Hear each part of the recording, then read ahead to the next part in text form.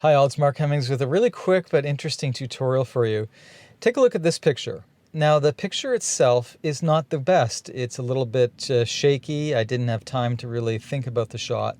However, one thing I did see when I saw these two gentlemen is that they were contemplating whether or not to go in.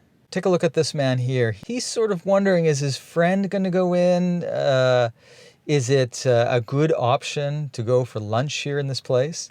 And whenever we're dealing with street photography, it's always advantageous to try to find a background story, or as we say, a narrative.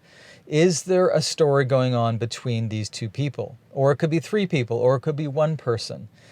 In this instance, the question is, should we go in? Should we take the risk? What if the ramen or whatever is being served is not tasty? It's a bit of a risk. So in this instance, we have some storyline. There is a communication going on between these two, and they are just wondering if they should enter the restaurant.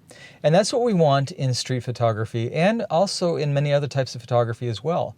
We want to be able to see some form of story or interplay or narrative between people or a person and the environment, or sometimes even animals and their environment. I hope that quick tip helped, and have fun photographing.